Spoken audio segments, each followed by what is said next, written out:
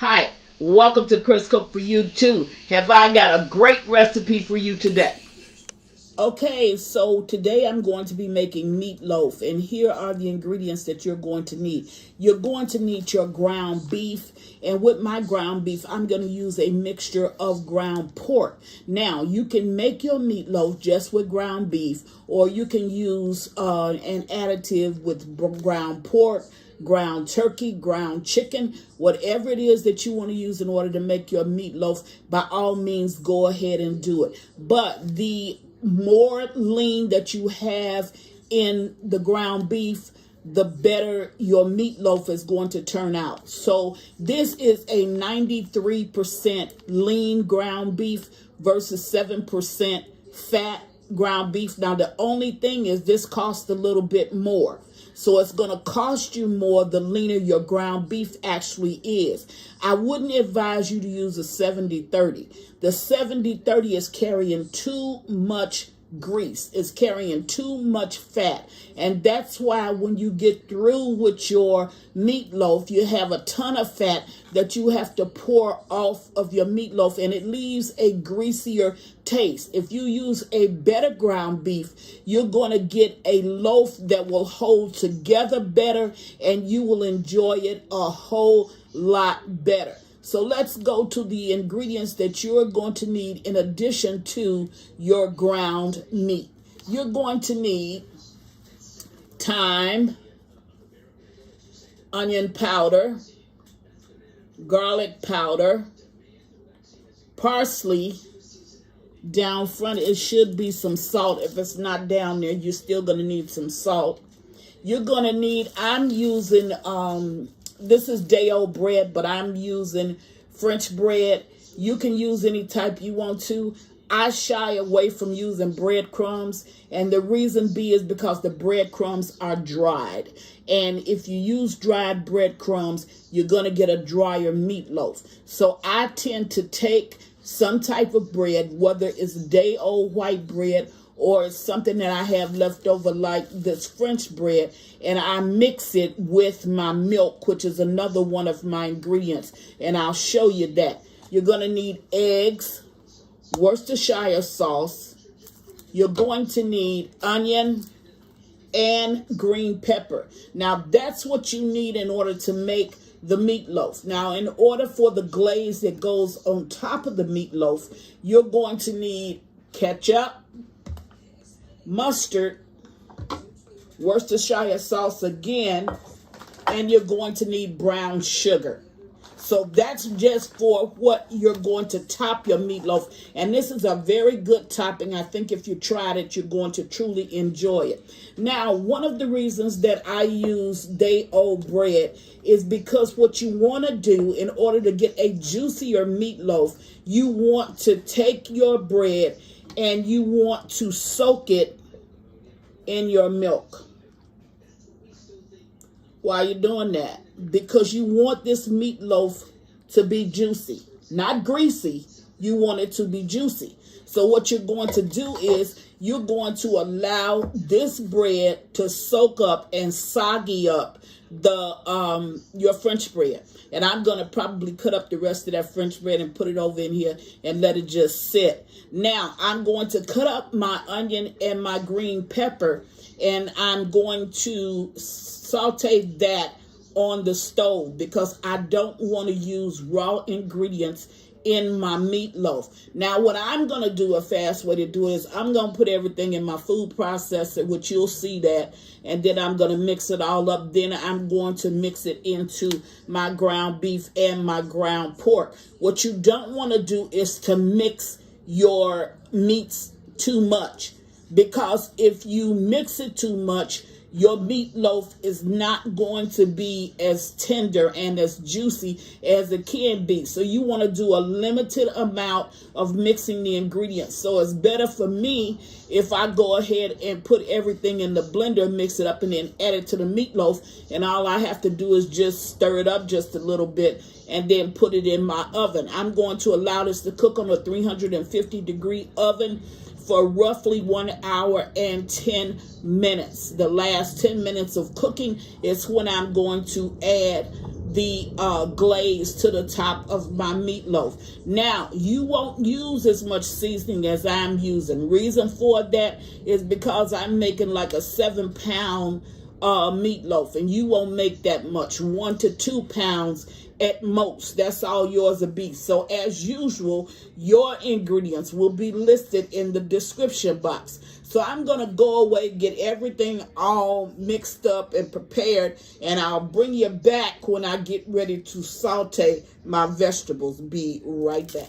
Okay, now I'm at the stove, and I have maybe about 1.5 cups full of cooking oil over in the skillet. You don't want to use too much. I'm getting ready to saute up my green peppers and my onion.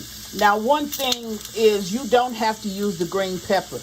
Green pepper has a very dominant taste to it, and it can overpower everything else, including the meat if you use too much of it. So you don't have to use green pepper, but if you do, don't use as much green pepper as you do onions. Use a more like a limited amount. Now you want to get these translucent, because I just don't put raw tomatoes over, raw onions and green peppers or whatever it is that I'm using. I don't put it raw over inside of my meatloaf. Now I'm going to use just a little bit of my seasonings, and I just mix them all together for the sake of time. I'm going to use just a little bit of this to help season up the green peppers and the onion, and the rest of it will go inside of the meatloaf. Now, you didn't see black pepper down on the table, but feel free to use it. I don't use a lot of black pepper in my house because my meals have to be kid friendly. So I'm gonna just saute this up maybe about another 3 minutes. When I get it sauteed up, I'll bring you back, show you what it looks like, and then I'll allow it to cool a little bit before I mix it in with my meat and the rest of the ingredients that I'm going to be putting in the meatloaf. Be right back. Okay, now I'm back, and here's my sauteed up onion and green peppers. See a little bit of green oil there? That's just the dye coming from the green peppers that you see, nothing, special. So I'm going to go ahead and I'm going to put this over in with my meat.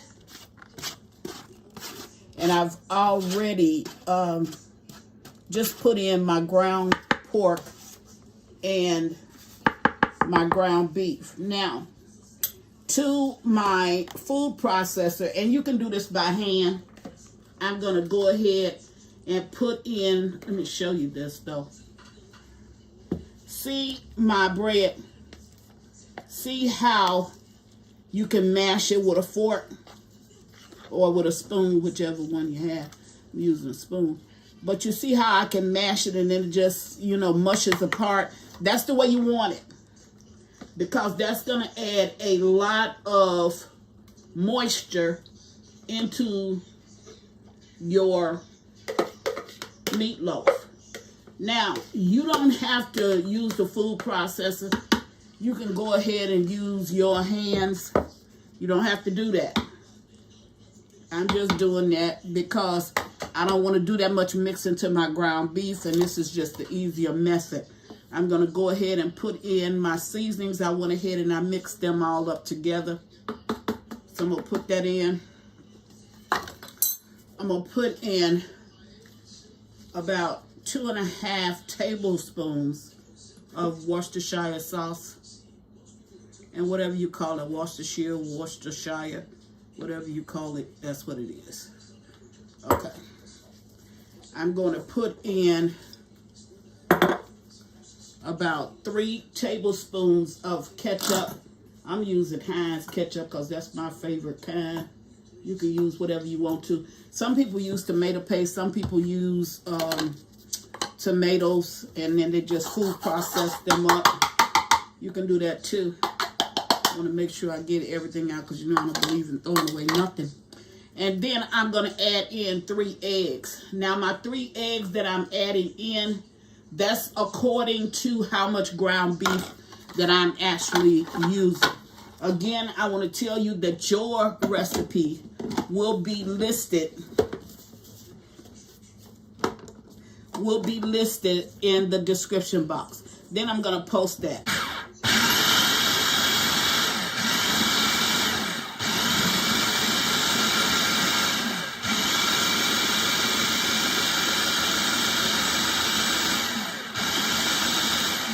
Okay, now you hear it keep on starting and stopping. That's because I'm hitting the post blade with my hand, or the post switch with my hand. Okay, so that's good enough. I have everything all mixed up together. And it's at this point that I'm going to go ahead and just pour this over in with my ground beef. I'm just going to mix in, and I'm not doing a lot of mixing. I'm just mixing in my ground pork with my ground beef, because a minute and a half worth of mixing is long enough. So you don't want to do no ton of mixing. Just want to get these ingredients all up. It's better to fold than to mix. So now once I get this all together, then I'm going to take, I hate to put my hands on my, well, I got to wash it anyway. So, and I'm going to pour this down over in there. Take that over. Okay. Now, I'm going to mix this. This is just a whole lot better. It's better for the bread because you're not going to be picking up, chewing, you know, when you break it with your fork to eat your meatloaf, you won't have big pieces of bread that did not blend in well. Then I'm going to go ahead, put some more. And like I said, you only want to do like a minute and a half worth of mixing. So all the ingredients that you saw, they're now over in this meatloaf. Again, preheat your oven, 350 degrees. You're going to cook this roughly for an hour and 10 minutes.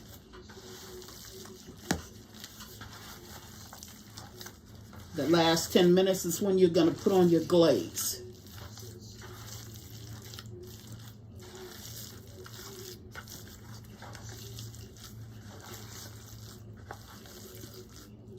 Okay. Now I'm going to go ahead and I'm going to, even though I don't need it, I don't believe in throwing away nothing, I'm going to go ahead and put the rest of this down over in there. Okay. There it is. Clean up my mess.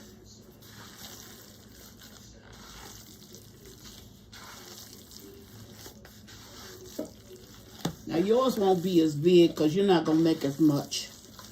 So your meatloaf will not be this big.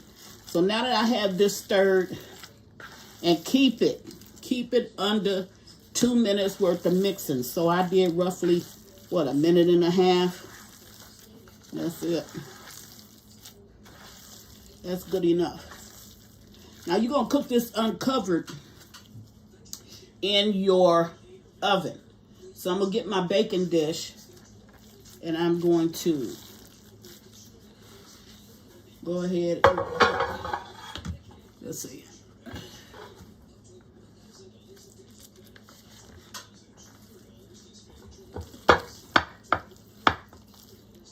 That's a big meatloaf. Get rid of my bowl.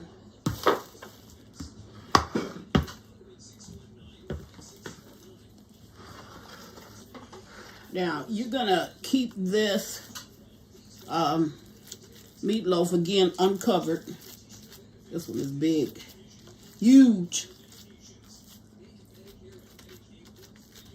I think what I'm going to do is I'm going to go away and put this in a different pan because this is a little bit bigger than I had anticipated. So I'll be right back.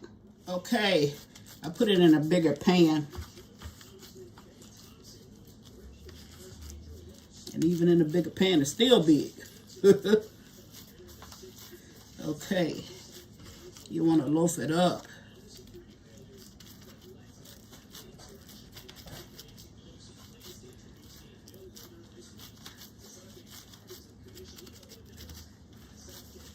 Looking good. Okay, so there you have it. So again, I'm getting ready to stick this in my oven, and I'll bring you back when I get ready to make the glaze, which will probably be in a couple of minutes. I'll bring you back. I'll put this in the oven. Remember to do it uncovered, okay? Okay, be right back. I'm going to go ahead and make the glaze, which is real simple for the top of the meatloaf. You want to go ahead and use this is 2.5 tablespoons of brown sugar, and that's because my meatloaf is so large. To that, you're going to add, well, for me, I'm going to add the ketchup, and I won't confuse you with telling you how much I'm adding. It's because my meatloaf is so large. I'm going to add my Worcestershire sauce. I know how to do this by heart, but I don't know by memory, but as always, your ingredients for the sauce will be at the bottom of the tutorial. Alrighty. Now I want to mix this up. And I'm telling you, if you never use this glaze, you need to try it. This glaze will have you eating your fingers. You better watch out.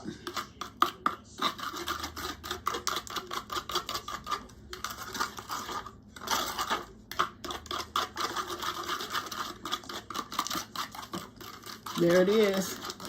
Now I'm going to leave this sitting over to the side. And when the meatloaf is ready, then I'll put this down on the meatloaf. But that's how you make the glaze topping for it. Okay? All right, I'll bring you back in an hour. All right, now I'm back, and I have the thermometer stuck in it. The thermometer should be reading 160, 165. It's reading 170, so I know that this is done on the inside. So I'm going to go ahead and take out the thermometer, and I'm going to put on the glaze for the meatloaf. And it's so juicy, like it really should be. I'll see if I can squeeze. Oh, sure, I can't let you. There, you can see it right there. See? See how the juice is running? See? That's juicy on the inside. That's the way you want your meatloaf. Now we're going to put this glaze on it. We're going to let it cook for another 5-6 minutes. 10 at the most. Just until this glaze harden up some. Then we're going to take it out. And we're going to allow it to sit. Because you want it to sit for another 10 minutes before you cut into it. That's going to redistribute all of the juices. Here we're going to cut into it and show you what it looks like.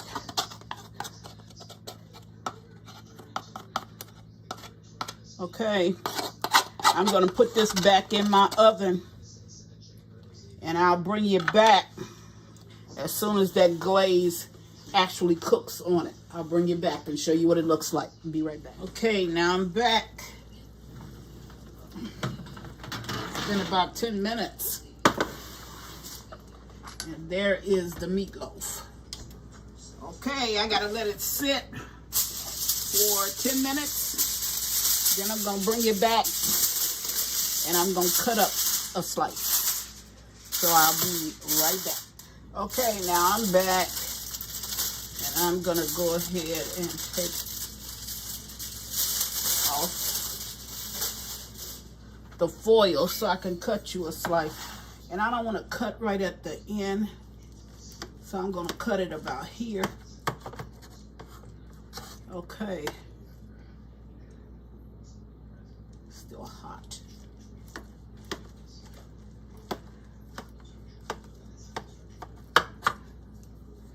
There you go.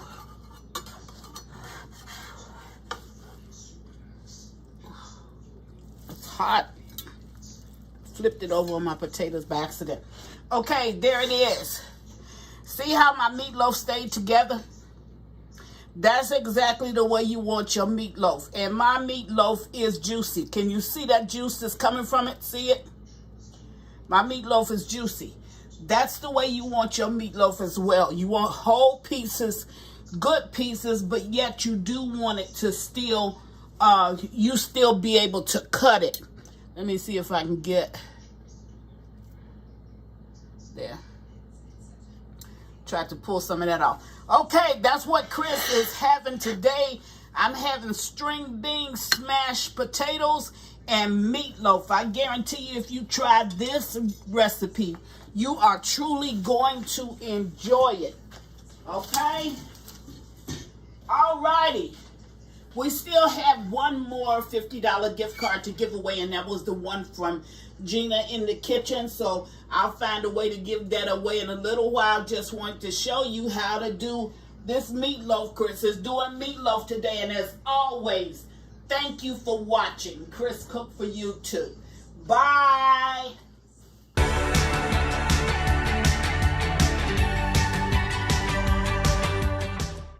Please follow me on Instagram and Facebook at Chris Cook for You Too. And don't forget to share this video. Bye.